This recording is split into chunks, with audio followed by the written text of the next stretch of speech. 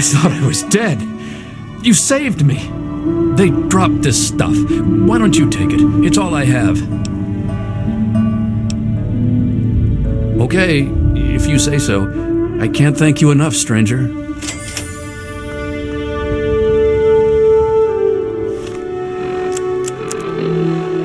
Paul, it's me, Tina. I heard back from my sister Candace. We couldn't get into a vault. 101, 87, didn't matter. All full to capacity. But my brother Alex is a soldier, and he sort of stole the passcode for a secure army bunker. He did it for the family, but they caught him.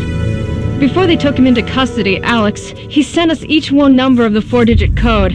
That way we all have to be together to get in. He gave me number 5, the day of my birth. So I guess what I'm saying is, I'm still leaving. It's been fun. Kind of.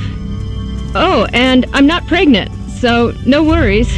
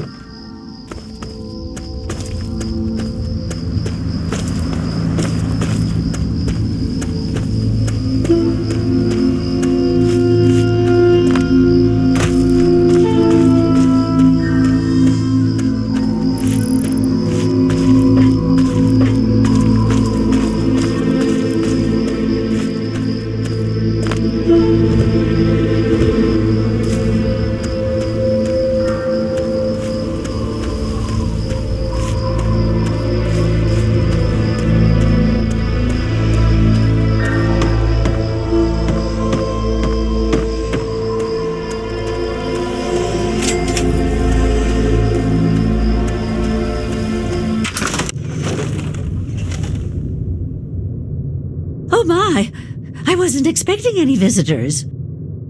My, you certainly do look a little bit worn out from your travels. Oh, just look at my terrible manners. I'm Agatha. It's so nice to meet you.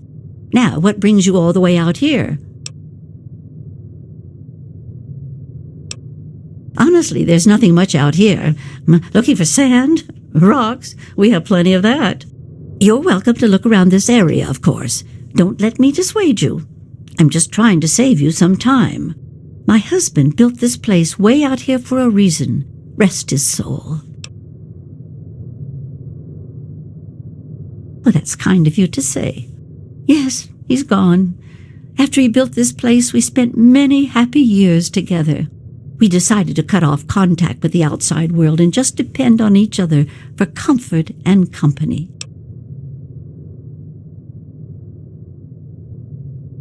Oh, goodness, no. I have a supply caravan that passes here maybe once a week.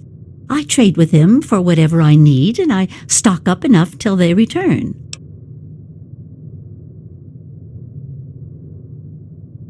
Besides shelter, well, I offer something in the way of entertainment.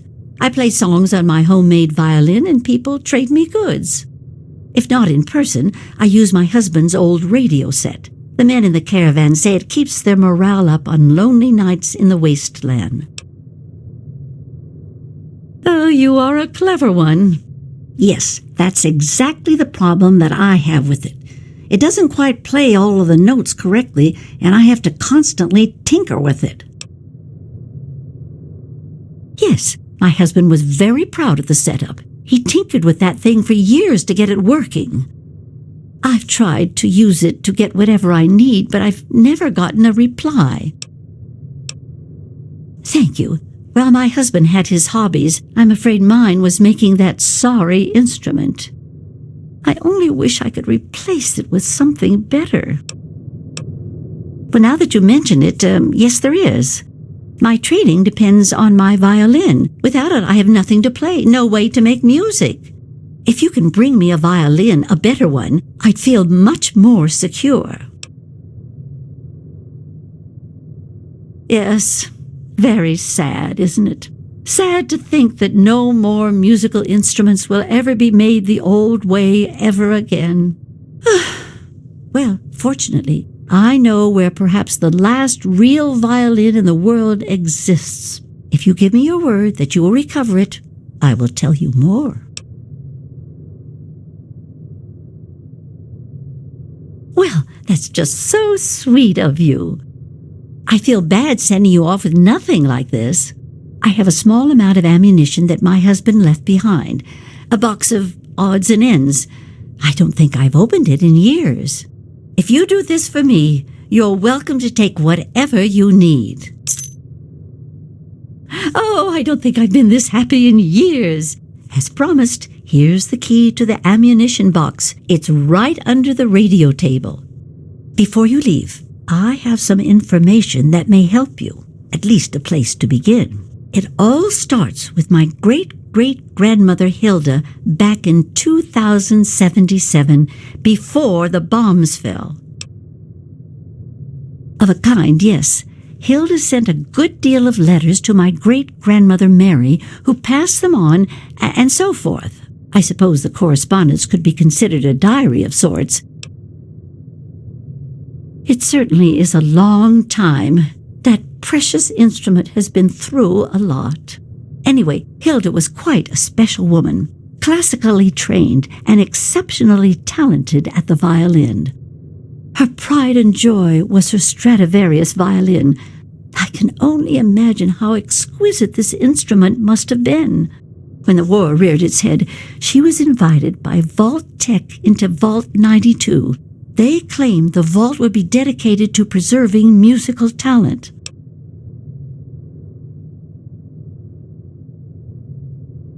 Vault Tech was always promoting the vaults being used for the preservation of the arts and all that nonsense. Hilda couldn't pass on a chance to meet many of the other musical talents of the world, so she accepted their invitation.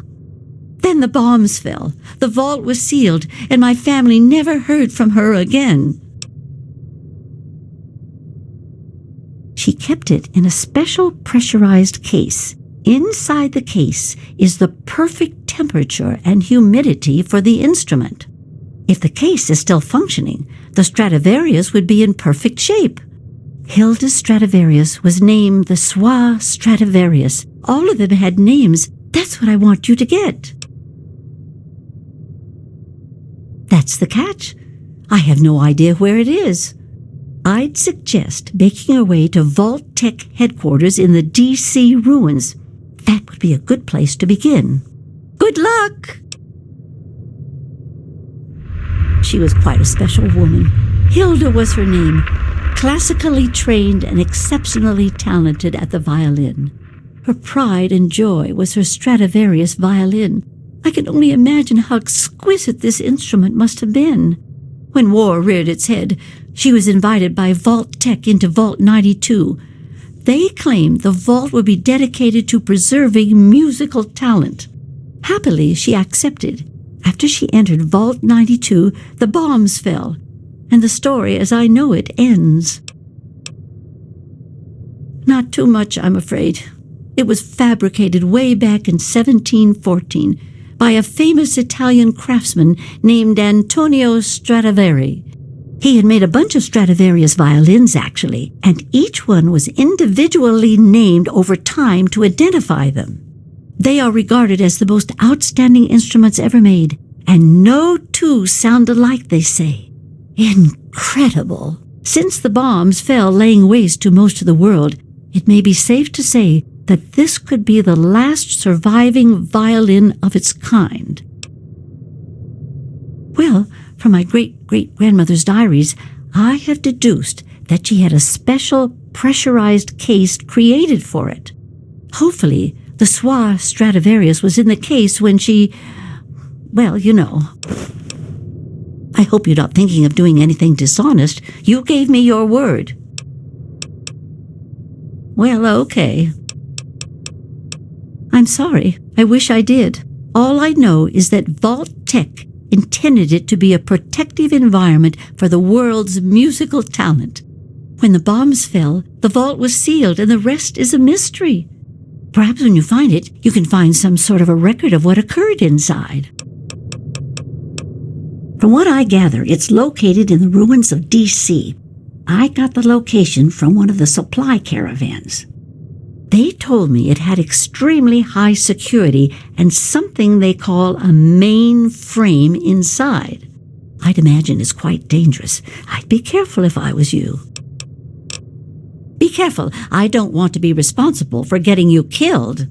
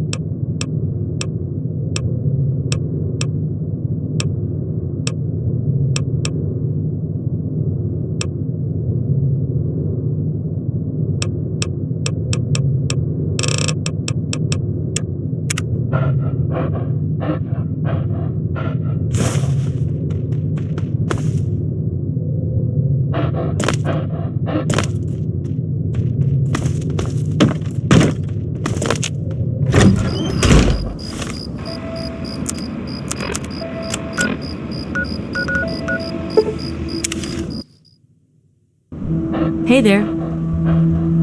Where did you come from? Not like it matters. Should have stayed in River City, traveled through the wasteland from this place.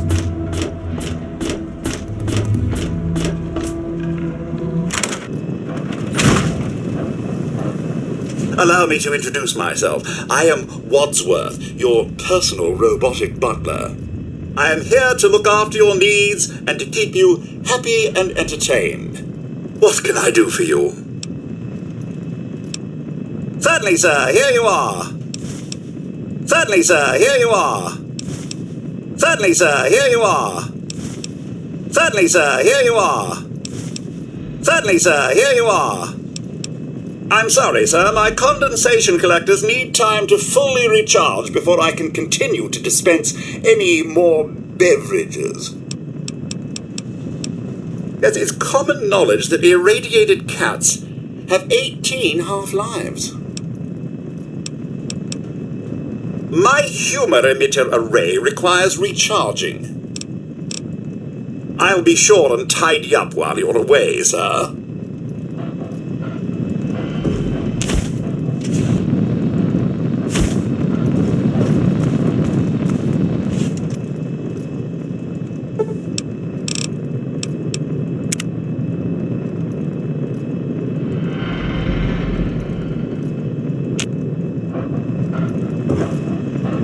Very nice to make your acquaintance.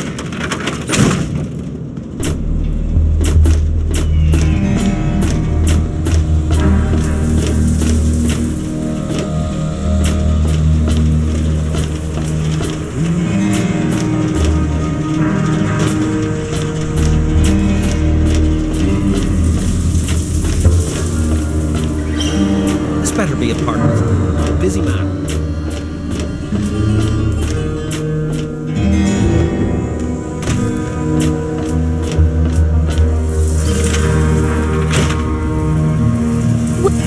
Are those hot little potatoes? Because, you know, they're on the ground, like potatoes, and hot because they, explode. Anyway, what's up? My very own landmine! Oh, just what I've always wanted. Well, always since I sent you out on this anyway. Now, tell me all about it. What was it like going through there? What's it like disarming a landmine?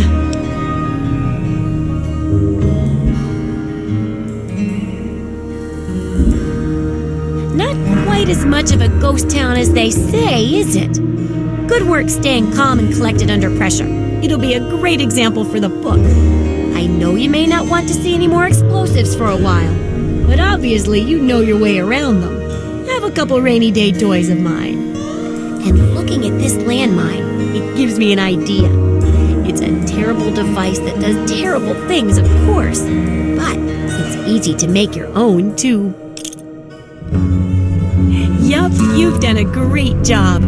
I just need to add in the section on how to cook rat, and this chapter's done. Here, for your services, I've saved up quite a few stim packs. Of course, you may need them. We still got 2 more chapters to go.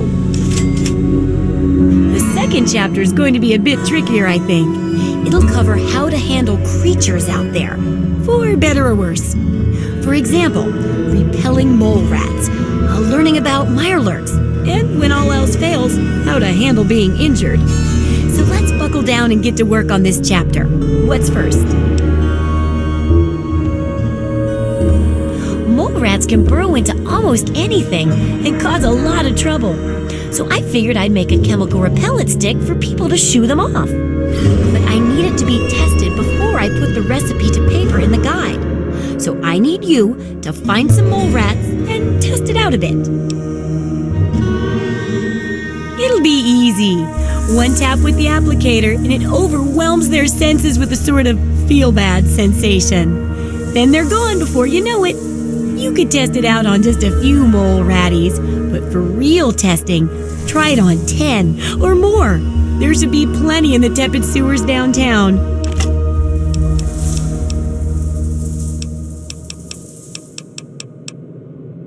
Absolutely.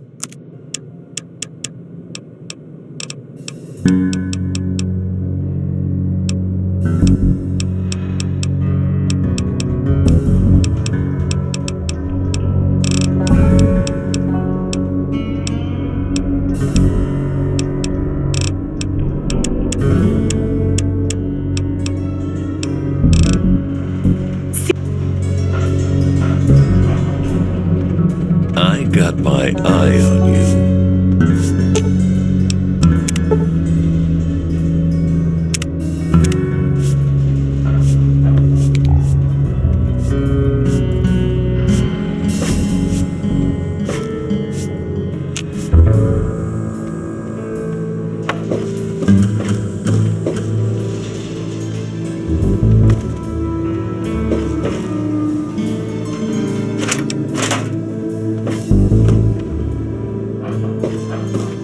I got my eye on you.